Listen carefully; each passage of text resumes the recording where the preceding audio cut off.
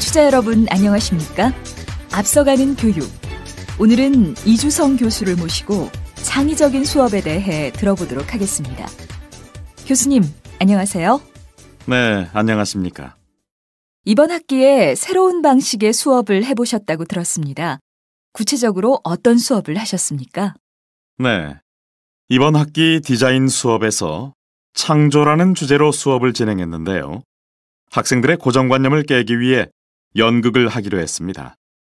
각 조에서 학생들이 직접 극본을 쓰고 기획에서부터 연출, 연기뿐만 아니라 무대까지도 직접 준비해서 10분짜리 연극을 하게끔 했습니다. 학기를 마치면서 직접 공연도 하셨다고요? 네, 대학로의 한 극장에서 학생들이 직접 공연을 했는데요. 아무래도 전문가가 아니라서 어색한 부분도 있었지만 현장에서의 열기는 정말 뜨거웠습니다. 학생들의 반응은 어땠습니까? 처음에는 디자인 수업과 관련 없는 연극을 왜 해야 하는지 회의적인 태도였어요. 그런데 연극 준비를 하면서 조금씩 바뀌더니 공연을 마친 후에는 강의에서보다 훨씬 많은 것을 배웠다고 했습니다.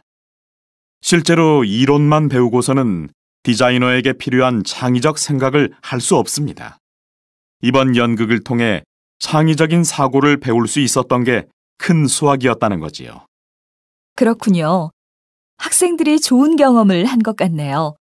마지막으로 교수님께서는 이 수업을 진행하시면서 어떠셨나요? 우선 예술의 기능을 직접 확인해 볼 수 있었습니다. 예술이 매개체가 되어 학생들은 창조라는 주제를 효과적으로 배울 수 있었습니다. 또한 가르치는 방법에 대해 다시 생각해 보게 되었습니다.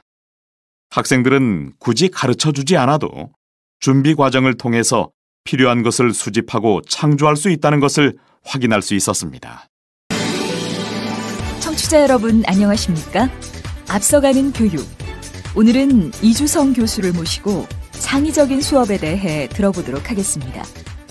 교수님, 안녕하세요. 네, 안녕하십니까? 이번 학기에 새로운 방식의 수업을 해보셨다고 들었습니다. 구체적으로 어떤 수업을 하셨습니까? 네, 이번 학기 디자인 수업에서 창조라는 주제로 수업을 진행했는데요. 학생들의 고정관념을 깨기 위해 연극을 하기로 했습니다. 각 조에서 학생들이 직접 극본을 쓰고 기획에서부터 연출, 연기뿐만 아니라 무대까지도 직접 준비해서 10분짜리 연극을 하게끔 했습니다. 학기를 마치면서 직접 공연도 하셨다고요?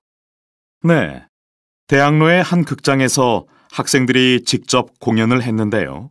아무래도 전문가가 아니라서 어색한 부분도 있었지만 현장에서의 열기는 정말 뜨거웠습니다.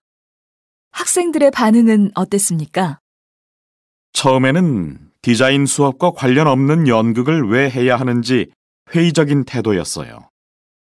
그런데 연극 준비를 하면서 조금씩 바뀌더니 공연을 마친 후에는 강의에서보다 훨씬 많은 것을 배웠다고 했습니다. 실제로 이론만 배우고서는 디자이너에게 필요한 창의적 생각을 할 수 없습니다. 이번 연극을 통해 창의적인 사고를 배울 수 있었던 게 큰 수확이었다는 거지요.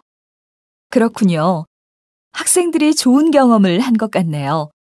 마지막으로 교수님께서는 이 수업을 진행하시면서 어떠셨나요? 우선 예술의 기능을 직접 확인해 볼 수 있었습니다. 예술이 매개체가 되어 학생들은 창조라는 주제를 효과적으로 배울 수 있었습니다. 또한 가르치는 방법에 대해 다시 생각해 보게 되었습니다. 학생들은 굳이 가르쳐 주지 않아도 준비 과정을 통해서 필요한 것을 수집하고 창조할 수 있다는 것을 확인할 수 있었습니다. 안녕하세요. 저는 오늘 여러분께 음악 치료에 관해서 말씀드리려고 합니다.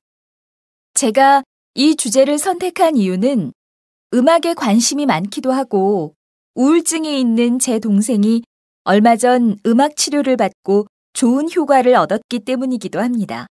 먼저 음악 치료란 무엇인가에 대해 알아보겠습니다. 이 사진을 봐주십시오. 한 아이가 악기를 두드리고 있죠? 이 사진은 음악이 발달장애 아동의 치료에 사용될 수 있다는 것을 보여줍니다. 이와 같이 음악 치료는 음악을 이용해 병을 치료하거나 각종 스트레스를 완화시키는 심리 치료 중의 하나입니다. 다음으로 음악 치료의 대상에 대해 살펴보겠습니다. 이 사진에서 보시는 것처럼 뇌성마비, 자폐증을 가진 아이들뿐만 아니라 우울증, 정신질환을 가진 성인, 치매에 걸린 노인들이 치료의 대상이 됩니다.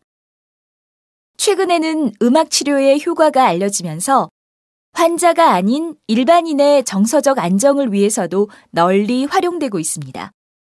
음악 치료는 음악 감상, 노래 부르기, 가사 써보기, 악기 연주 등 매우 다양한 활동을 통해 이루어지는데요. 피아노나 기타 외에도 사진에서 볼 수 있듯이 실로폰, 드럼처럼 손으로 치는 악기, 하모니카, 리코더와 같이 입으로 부는 악기 등이 이용됩니다.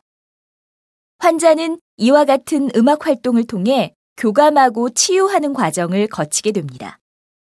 이번에는 음악 치료의 효과에 대해 살펴보겠습니다. 음악 치료는 신체적, 심리적, 사회적인 면에서 효과가 있습니다. 우선 뇌성마비 아동의 경우 악기 연주를 통해 근육 운동을 활성화시키는 등 신체적 기능을 향상시킬 수 있고, 치매 노인들과 정서적 장애가 있는 환자들은 음악 치료를 통해 심리적 안정을 얻을 수 있습니다. 또한 자폐 아동의 경우에는 사회성을 개발해 다른 사람과 관계를 맺고 어울리게끔 도움을 줄 수 있습니다.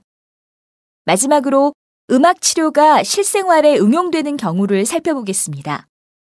앞에서 일반인들에게도 음악 치료가 활용되고 있다고 말씀드렸는데요. 즉, 일상생활에 지친 사람들의 스트레스를 완화시키거나 긴장을 풀기 위해 음악 치료를 실생활에 응용할 수 있습니다. 그런데 우리의 몸이 음악을 받아들여 긍정적인 작용을 하려면 감정과 음악 간에 동질성이 있어야 한다고 합니다. 예를 들면 우울할 때 아주 빠른 음악만 듣고서는 마음이 정화되는 효과를 거둘 수 없습니다. 만약 우울하다면 느리면서도 밝은 분위기의 노래를 들어야 음악과 동질감을 느껴 쉽게 받아들일 수 있다고 합니다. 예를 들면 쇼팽의 발라드나 모차르트의 교향곡과 같은 것들이 이에 해당됩니다. 앞으로 이 분야에 대해서는 많은 연구가 이루어질 것으로 보입니다. 저도 기회가 있다면 음악 치료를 공부해 몸과 마음이 아픈 사람들을 치료해주는 일을 하고 싶습니다. 지금까지 제 발표를 들어주셔서 감사합니다. 혹시 궁금한 점 있으시면 질문해 주시기 바랍니다. 안녕하세요. 저는 오늘 여러분께 음악 치료에 관해서 말씀드리려고 합니다. 제가 이 주제를 선택한 이유는 음악에 관심이 많기도 하고 우울증이 있는 제 동생이 얼마 전 음악 치료를 받고 좋은 효과를 얻었기 때문이기도 합니다. 먼저 음악 치료란 무엇인가에 대해 알아보겠습니다. 이 사진을 봐주십시오. 한 아이가 악기를 두드리고 있죠? 이 사진은 음악이 발달장애 아동의 치료에 사용될 수 있다는 것을 보여줍니다. 이와 같이 음악 치료는 음악을 이용해 병을 치료하거나 각종 스트레스를 완화시키는 심리 치료 중의 하나입니다. 다음으로 음악 치료의 대상에 대해 살펴보겠습니다. 이 사진에서 보시는 것처럼 뇌성마비, 자폐증을 가진 아이들뿐만 아니라 우울증, 정신질환을 가진 성인, 치매에 걸린 노인들이 치료의 대상이 됩니다. 최근에는 음악 치료의 효과가 알려지면서 환자가 아닌 일반인의 정서적 안정을 위해서도 널리 활용되고 있습니다. 음악 치료는 음악 감상, 노래 부르기, 가사 써보기, 악기 연주 등 매우 다양한 활동을 통해 이루어지는데요. 피아노나 기타 외에도 사진에서 볼 수 있듯이 실로폰, 드럼처럼 손으로 치는 악기, 하모니카, 리코더와 같이 입으로 부는 악기 등이 이용됩니다. 환자는 이와 같은 음악 활동을 통해 교감하고 치유하는 과정을 거치게 됩니다. 이번에는 음악 치료의 효과에 대해 살펴보겠습니다. 음악 치료는 신체적, 심리적, 사회적인 면에서 효과가 있습니다. 우선 뇌성마비 아동의 경우 악기 연주를 통해 근육 운동을 활성화시키는 등 신체적 기능을 향상시킬 수 있고, 치매 노인들과 정서적 장애가 있는 환자들은 음악 치료를 통해 심리적 안정을 얻을 수 있습니다. 또한 자폐 아동의 경우에는 사회성을 개발해 다른 사람과 관계를 맺고 어울리게끔 도움을 줄 수 있습니다. 마지막으로 음악 치료가 실생활에 응용되는 경우를 살펴보겠습니다. 앞에서 일반인들에게도 음악 치료가 활용되고 있다고 말씀드렸는데요. 즉, 일상생활에 지친 사람들의 스트레스를 완화시키거나 긴장을 풀기 위해 음악 치료를 실생활에 응용할 수 있습니다. 그런데 우리의 몸이 음악을 받아들여 긍정적인 작용을 하려면 감정과 음악 간에 동질성이 있어야 한다고 합니다. 예를 들면 우울할 때 아주 빠른 음악만 듣고서는 마음이 정화되는 효과를 거둘 수 없습니다. 만약 우울하다면 느리면서도 밝은 분위기의 노래를 들어야 음악과 동질감을 느껴 쉽게 받아들일 수 있다고 합니다. 예를 들면 쇼팽의 발라드나 모차르트의 교향곡과 같은 것들이 이에 해당됩니다. 앞으로 이 분야에 대해서는 많은 연구가 이루어질 것으로 보입니다. 저도 기회가 있다면 음악 치료를 공부해 몸과 마음이 아픈 사람들을 치료해주는 일을 하고 싶습니다.